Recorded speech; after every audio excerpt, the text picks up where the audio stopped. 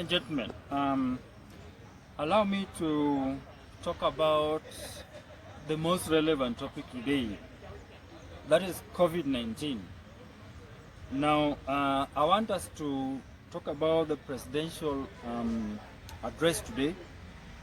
The President of the Republic of Kenya has addressed the nation today, and among other things, he has lifted cessation of movement in and out of Nairobi Metropolitan, Kilifi and Mombasa.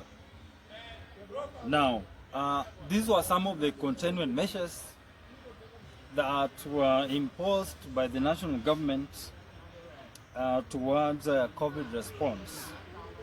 Now, I have a number of concerns to express. Number one, that we need to now call upon our county governments to relook into their budgets. And in doing so, we are now calling upon the Intergovernmental Budget and Evaluation Council, which is chaired by the Deputy President, that is the IBEC, to urgently relook into our CIDPs, the County Integrated Development Plans, that is CIDP 2, 2018-2022, so that we can put priorities where it deserves.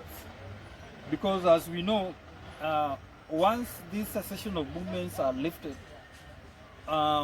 we might be overwhelmed within these other respective counties to a point where we need adequate budgetary allocations to cater for the containment measures that county governments are going to put in place within their respective counties.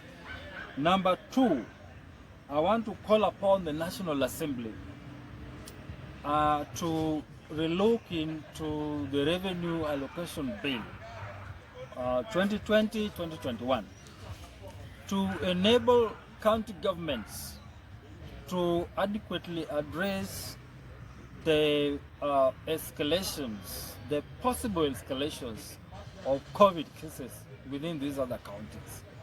So I want to call upon the National Assembly to relook into the allocation of revenue bill to cater for the same. Now, related to this, I want to call upon the Senate. The Senate should look into the county allocation bill to look into the various counties, and they need to find a formula, the best formula of dividing revenue among the 47 counties to actually address this pandemic. So that's very important. Again, I want to also call upon the 47 county assemblies of Kenya to actually legislate laws that will enable our CHWs, the community health workers. Community health workers are at the forefront of fighting this pandemic, and we are doing so to actually enjoin the government effort of a community strategy.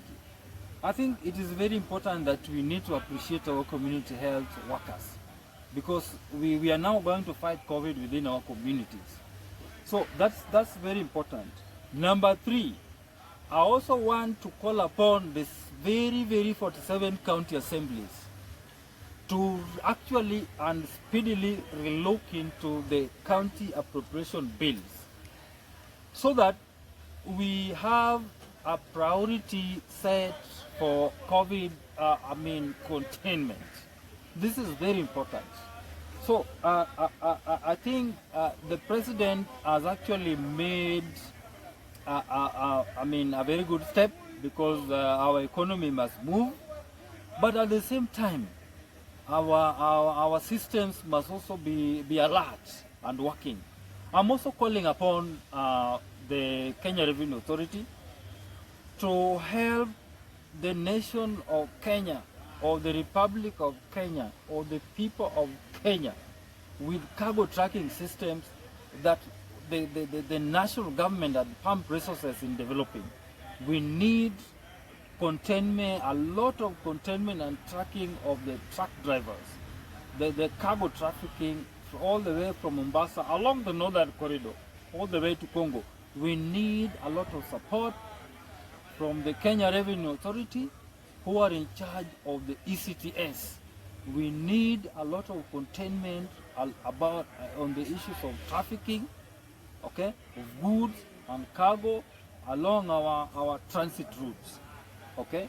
So these are the issues that we, as we celebrate the lifting of the cessation of movement, lifting of certain containment measures, we want both the national government and the county government to actually be prepared. We are actually talking about the level of preparedness within our national and our county structures to deal with this pandemic.